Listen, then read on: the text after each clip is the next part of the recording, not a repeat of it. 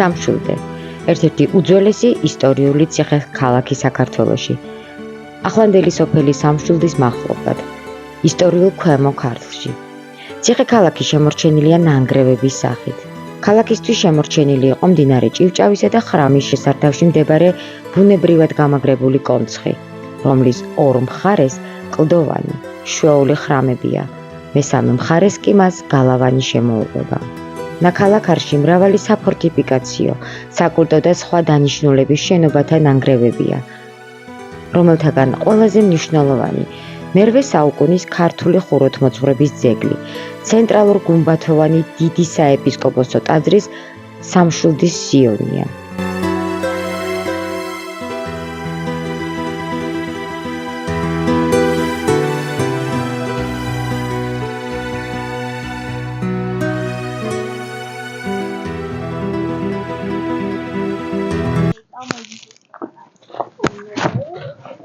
სამშვილდე იყო ბავშვობის სხვათა შორის ერთ-ერთი ძლიერი და დიდი ქალაქი და სიღნაღის მერე მე მგონი ყველაზე კარგად შემორჩენილი უბრალოდ მოულელია და მიტოვებული სამწუხაროდ მე-17 საუკუნის მერე უფუნქციოა.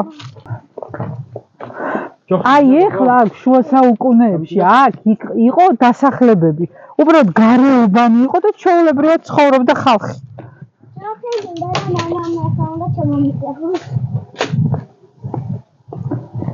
ეს არის შესასვლელი ქალაქის და ესე იყო ეს ქუჩაში მიყვებოდა როგორი ეს იყო მოკირწყლული ახლა ესეთი ოღროჩოღრო კი არ იყო ბუნებრივად რაც დიდი ქვები და ისიც იყო ეს ახალი ეკლესია როგორც ჩანს და ძველი ქვებიცაა გამოყენებული ეს იყო სამშვილდეს გარეუბანი აი აქ და სავარაუდოდ აქ ცხოვრობდა სავარაუდოდ კი არა ასე იყო შემოგარენში გარეუბანში ხალხი და შიგნით ძირითადად ცხოვრობდნენ დიდებულები. იცი რამდენი სასახლის ნანგრევებია?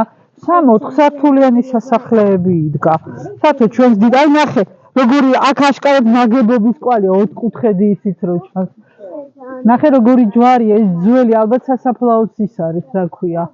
ნარჩენი ეს ახალი ის არის აღდგენილი და ძველი ლამაზი ის არის ჩუქურთმა ჭრა ის ნახე სარკმლის ზემოთ ქეთი ხედავ ჯვრის საოცარი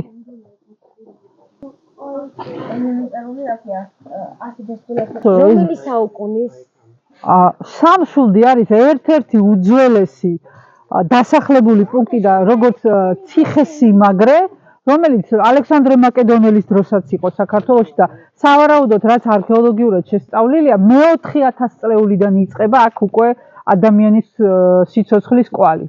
ანუ კულტურული შრეები. თუ გავითვალისწინებთ და ხო სად არის? აქ არის ორი ძალიან სტრატეგიული ადგილი აქვს არჩეული, საერთოდ ეხერხებოდა ჩვენს წინაპრებს ქალაქები, საფორტიფიკაციო ნაგებობები სტრატეგიულად სწორ ადგილებში აშენება და დასახლება და დაფუძნება. მათ შორის ეს ორი მდინარის ჭივჭავსა და ხრამის კვეთაზეა აშენებული და იქით ამ მხრიდან ანუ ეს არის ერთადერთი მისასვლელი გზა ბავშვებო იქ მთელი სამი მხარე არის ბუნებრივი კონცხივით რაღაცა იმაზე დგას რა ქვია ადგილას რომ უბრალოდ ვერ მიუდგებოდა ვერანაირად მტერი ვერანაირად აქედანაც ახლა როგორი შესასვლელია წარმოიდგინე აქედან შეხვიდე და აიღო ციხე თან რამდენიმე ზღუდე ქონდა სამწუხაროდ არ არის ვაიმე დედა არქეოლოგიურად შესწავლილი იცი აი ეს საერთოდ არაფერი არა გათვლილი ამ დროს შეიძლება ისეთი ნასახლარები ვიპოვო და ისეთი რაღაცები იყოს რომ საოცარი ანუ ამას უნდა კოლოსალური დიდი თანხები და ჩვენი ბავშვები რომლებიც შეიარაღებულები არიან დურბინდებითაც ჯოხებითაც რომ უფრო გაუადვილდეთ სიარული სხვათა შორის რამდენიმე ეკლესია დიდი მაშინ რა ქვია ერთი არის დიდი ბაზილიკა ერთი არის გუმბათოვანი ეკლესია კიდე არის პატარ-პატარა ეკლესიები, მაგრამ სასახლის ნანგრევებია, ნარჩენები ძალიან დიდ ტერიტორიაზე. არის შიდა ციხე, სადაც არისტოკრატია ცხოვრობდა. საერთოდ სამშვილდე იყო მე-11, მე-12 საუკუნეებში, მე-9 საუკუნეებში სახელმწიფოს დედაქალაქი. და მე-10 საუკუნეში სომხეთის მეფემ გაგიკმას დაიპყრო ეს ტერიტორია და მე ლორეს სამეფოს ის იყო დედაქალაქი და მე ლორეს დედაქალაქი გადაიტანა თვითონ ლორეში. დავითმა ის დაიბრუნა, თურქებს წაართვა 1114 წელს სამშვილდე დიდი ბრძოლებით და საბოლოო ჯამში აი ეს რკალი რომელიც თბილისის გარშემო იყო ციხეების და დამთავრდა შეიძლება ითქვას და საბოლოო ჯამში 1121 წლის დიდგორის ომის გადახდის მერე თბილისიც აიღო 1122 წელს. 1700-მდე ადამიანის თავის ქალისგან მინარეთი ააშენებინა და 10000-მდე ადამიანის სამშვილდიდან ტყვედ წაიყვანეს ერთ-ერთი ლაშქრობის შემდეგ. ნახე, ხუთჯვრიანი დროშის გვარი მეგალითი, მოდით აქ. ეს ჩვენი აღმოჩენა, რომელიც ახლა გავაკეთე. არ მგონია, საერთოდ უნდა წავიკითხოთ უსადმია. ნახე, ეს აშკარად საფლავის ქვებია და იქ როგორი ისაა. ხო. დროშის ხუთჯვრიანი ჯვრის ერთი გვარი. იქითაც ნახე. აქეთ უკვე აშკარად რაღაც ნანგრევებია. ესეც საფლავის ქალის დაწერა რამე? არა, ეს გაიწინება, ანუ აქ იყო ქალაქის სასაფლაო სავარაუდოდ, ხედავ? ხვდები რა საინტერესოა, იქ ეკლესია ხოა. აღდგენილია, მაგრამ აქ რა იქნებოდა წარმოიდგინე. აქაც სტელაა, სადაც იქნებოდა სავარაუდოდ წარწერა, იმიტომ რომ ძველად ხო ერთი გვარის ხალხს ერთად გზარავდნენ სიახლოვეს ერთმანეთის და ამ დროს აქაც შეიძლება ეკლესიის ნანგრევები იყო, ნახე ხეებია ამოსული. აშკარად რაღაც ნანგრევია. ხო, რა მაგარია. ნანგრევს ეხება რაღაცა მრგვალი ფორმა. აუ იქითაც ის არის რა ქვია, სავსეა სასაფლაოს ქვებით. აუ ძალიან მაგარი.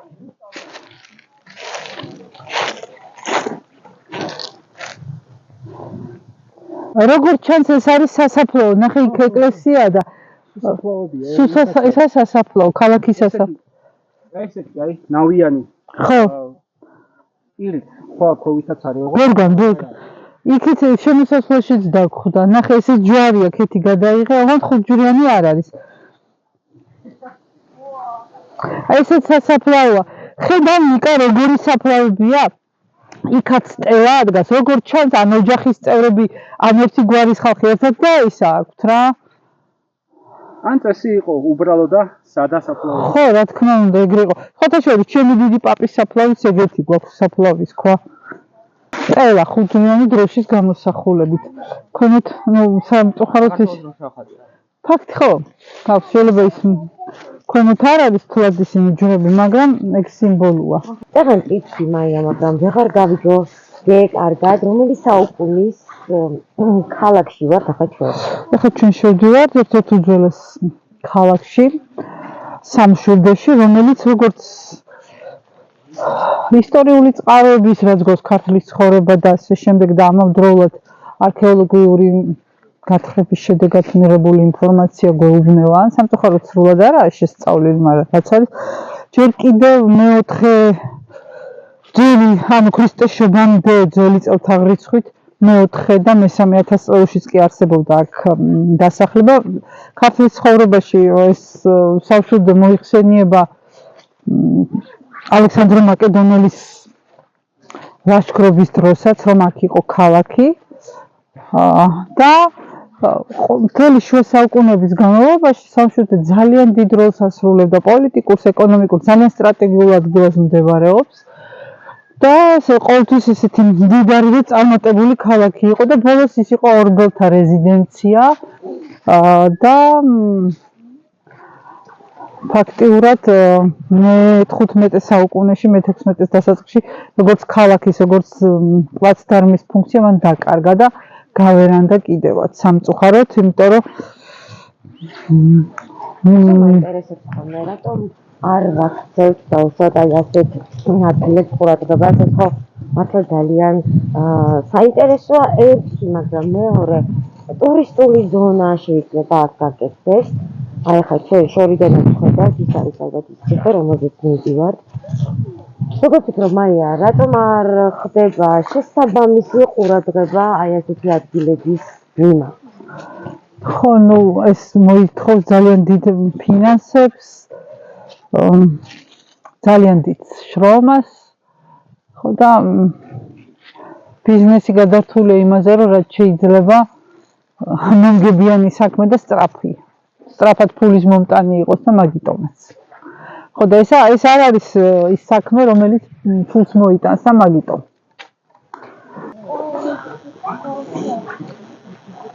ეს არის ხომ ციხე? უკვე შესასვლელია ეს პატარა გარე ციხე. და როგორ ანახი გაფუჭებული ჯერ ესეთი ხის ტოტებისგანაა და მოულელობისგან რა უნიკალური ძეგლი სამწუხაროდ. ეს არის არ მოხდეს ქეთი ბუნების ძეგლი.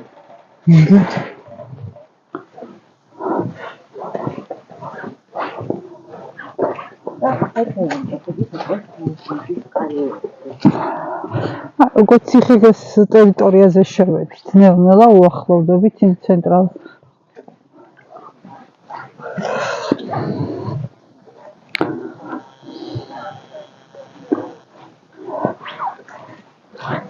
ბავშვებო, მოდით ეს რა არის, იცით?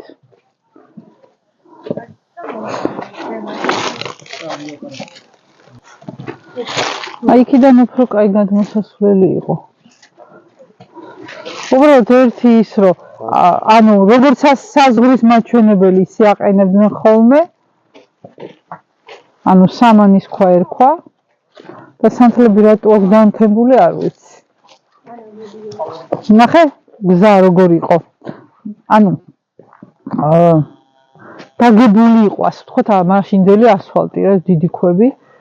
ნახე როგორაა ჩალაგებული. ოღონდ ესე უსწორმასწორად არ იყო რა თქმა უნდა ეს მე დროთა განმავლობაში დაზიანდა და გაფუჭდა თორე. რამდენიმე ჰექტარზეა სხვათა შორის გადაჭიმული, რამდენიმე ჰექტარზე. ეს არის აქ იყო სამეურნეო დანიშნულების საფქვავის ის არის. საფქვავის ღარი მაგდებოდა, იმიტომ ნახე ამხელა დიდი ქვა. ეს იყო სამეურნეო ან მარანი იყო, ან თავლის რაღაც, ანუ სადაც ხორბალს და ასეთი მებს ამუშავებდნენ, ნახე დარჩენილია ის. ან შეიძლება აქ იყო დიდი სასახლე, სადაც ბოძი, შეიძლება ეს არის ბოძის ჩასამაგრებელი ადგილი. ყველაფერი შეიძლება იყოს. ეხლა აქ რო არქეოლოგი უფრო ნახე როგორია ცენტრია იქ. შეიძლება სულაც ის იყოს. ხო, იცი რა, შეიძლება სულაც ის იყო ბოძის დასამაგრებელი. ხარდე.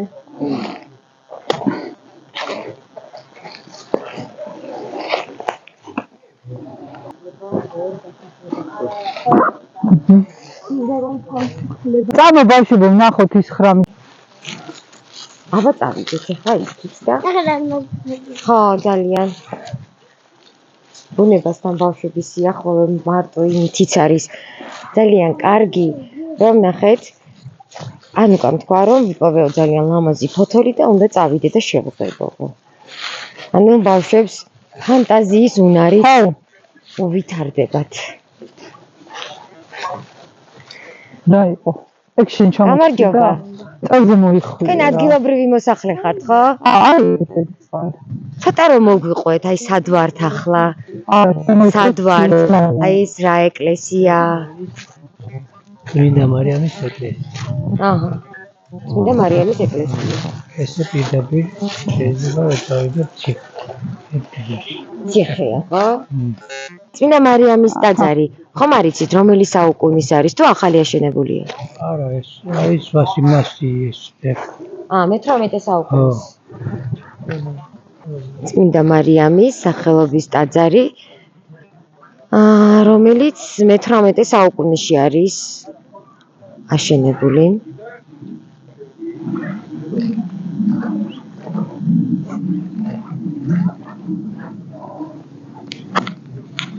ჩვენ შეგვიძლია შევიდეთ კიდეც ტაძარში.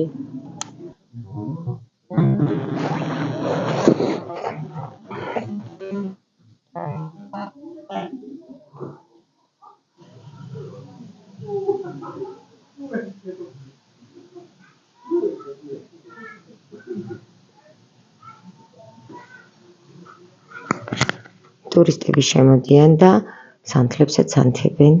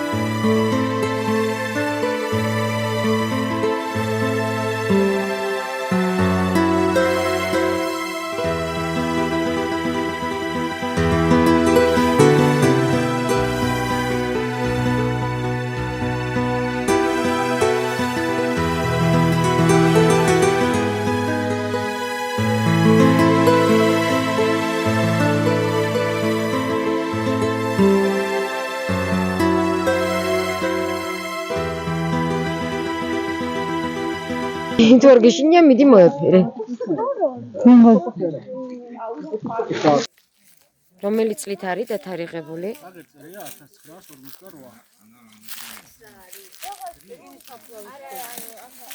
ეს უფრო შედარებით ახალი სახე. არა.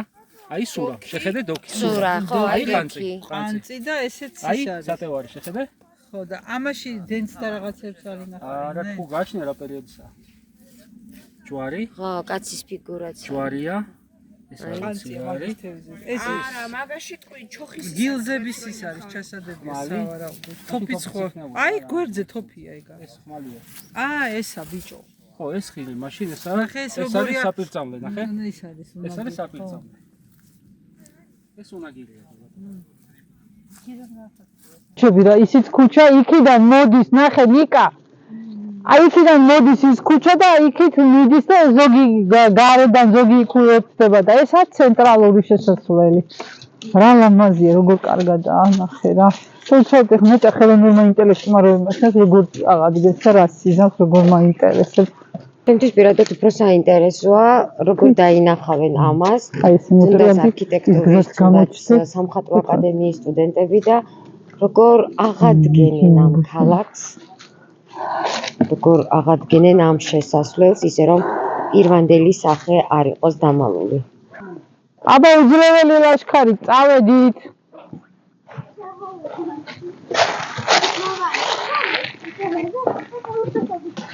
ის იქით უკვე სხვა ქუჩა და თითქოს აი სხვა უბანია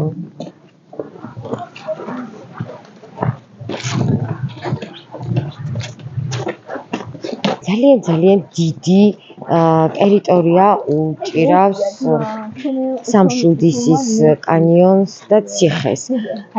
ნახე როგორი უზარმაზარი აქ საოჯროში სასტუმროებიც იქნებოდა ყოველ საზოგადოებრივი და ნიშნულების. მაგის კითხვა მინდოდა.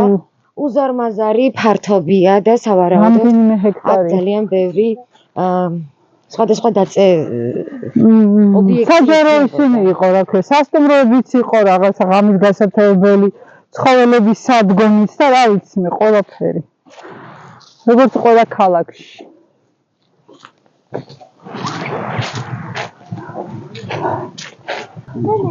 აქედან ჩვენ გავალთ მდინარე ჭივჭავის შესართავთან აი იქით უკვე არის მდინარე ჭივჭავი სამშვილდის სიონი არის პირდაპირ.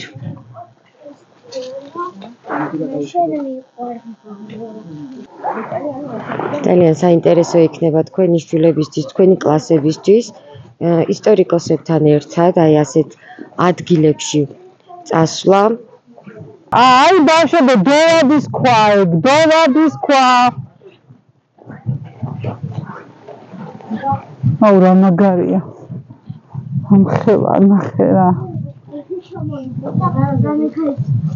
აი ნახეთ როგორი წყობა აქ ქვას.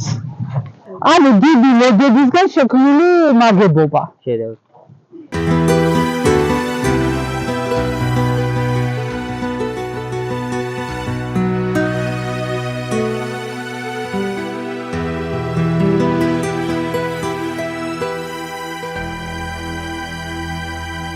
აი ამ სამშვილდის კანიონზე რამე არის ცნობილი? არ ვიცი. მე ნამდვილად არ ვიცი, მაგრამ იმაზე არ არის, აგვე წალკის კანიონი, რა ქვია. ხო, ის კი. ნახე იმ კლდეში რამდენი გამოქვაბულია. მაგით ქვიწეღან, ბევრი გამოქვაბულებია. ეს ხო არის ადგილი, სადაც დმანისი აქვია. ეს ადგილია ბუნებრივი, სადაც იწყება ცივილიზაცია რა. ჩვენ ვართ ახლა ადგილზე, სადაც იწყება ცივილიზაცია. თან რა არის, იცი ნახე რამდენი ნაგებობა სავაჭრო ის არის ცენტრი. სამშვილდის ციხე უნდა გავადროჩიანოთ დღეს. დავიცით. ნელა, თხილად. ჩვენ ახლა მივდივართ მთის თავზე. რაღაც მართლა საოცარი ადგილია და აი აქედან უკვე კანიონთან გადასახედი უკვე სხვანაირია. რომელიც ალბათ წეღან გვიყვებოდნენ. გვესაუბრებოდი. ძალიან მოეწონა ბავშვებს. ეხლა გიგიხარა. გირჩევთ ნამდვილად რომ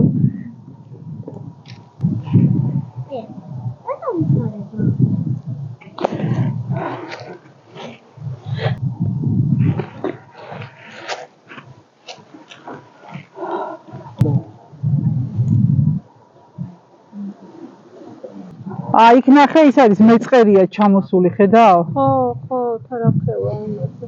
ბავშვებო, ქორები ნახეთ, ქორები!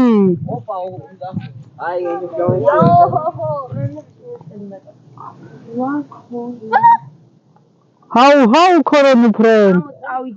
ხო ბილიკი ჩვენ უფრო სხვა გზით მოვედით, თუმცა ამ საცალფეხო ბილიკით გადავდივართ სავარაუდოდ ციხესთან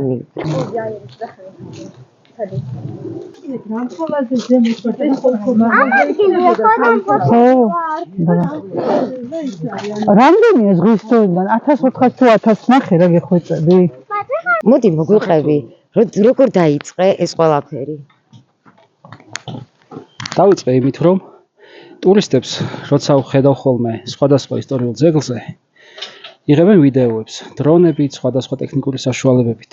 რამოდენიმეჯერ შემხვდა ინტერნეტში, რომ ჩვენი ისტორიული ძეგლები იყო მოხსენიებული როგორც ინგუშური და დაღესტნური ძეგლი. ამიტომ საჭიროა, რომ ყველგან სადაც საქართველოა, იყოს ქართული დროშა. ამიტომ დავიწყე ეს. პირველი ადგილი სადაც გაადროშიანე.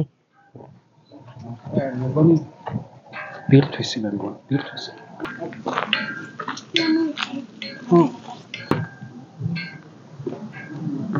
საოცარი ხედია.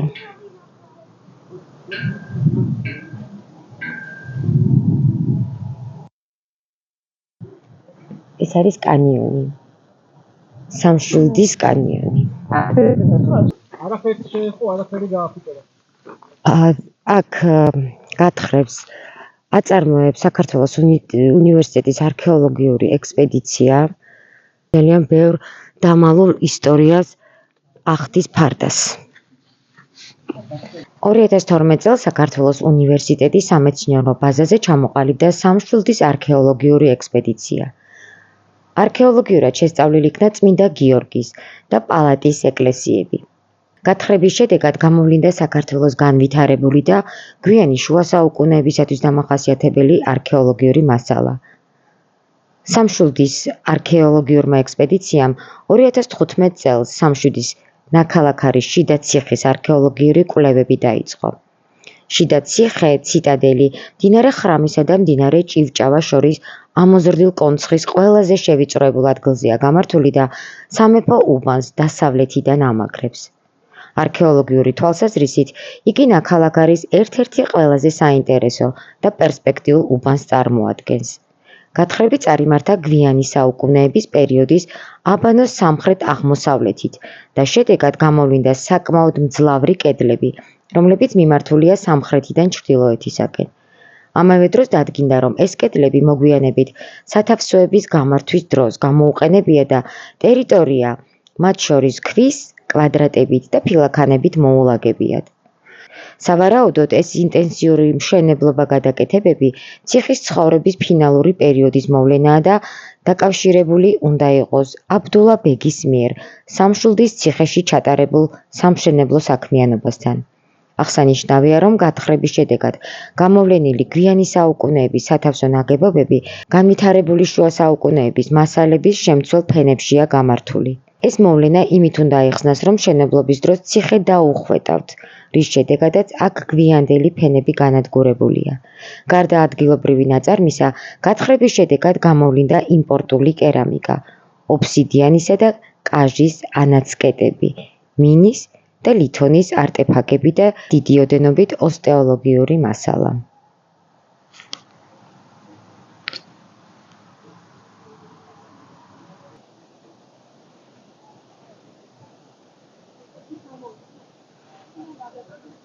ნამდვილად სულ სხვა ემოციაა, როდესაც უყურებ, როგორ აღიმართება დროშა ამ ისტორიულ ციხეზე და ესე ამაყად ფრიალებს შენი ქვეყნის დროშა.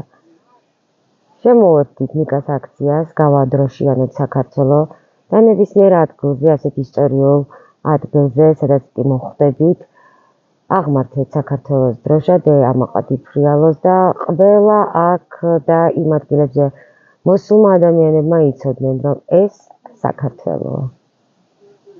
ემოცია არის განუმეორებელი ყოველ ჯერზე. ისე მაქვს უკვე ჩამოყალიბებული ბუნებრივად, რომ შაბათი რომ ახლოვდება, გეგმავს საით წავიდე. წინასწარ მაქვს განსაზღვრული, ძირითადად რა მარშრუტით უნდა წავიდე, როგორ წავიდე, რა მანძილი გავიარო, მაგრამ ყოველთვის არის ხოლმე გაუთვალისწინებელი შემთხვევები და მოვლენები. რაც შეეხება იმას, თუ დროშას რატო აღმართოთ ან რისთვის ან ვისთვის, ეს ჩვენთვის არის, პირველ რიგში ჩვენთვის არის, რომ არ დავივიწყოთ, შორიდანვე ჩანდეს ის სიამაყე, რომელიც წინაპრებმა დაგვიტოვეს და მეორე, როგორც წეღანაც აღნიშნე, უცხოელებისთვის. მე ნახე შენი ვიდეოები YouTube-ზე ატვირთული, ძალიან მოწონს ხალხს, დიდი ყურებადობა გაქვს, მე წავიკითხე კომენტარები და ყველანი გეუბნებიან, რომ რა კარგია გააგრძელე, რა სეტყვი ამ ადამიანებს. გავაგრძელებ თუ ერთად გავაგრძელოთ.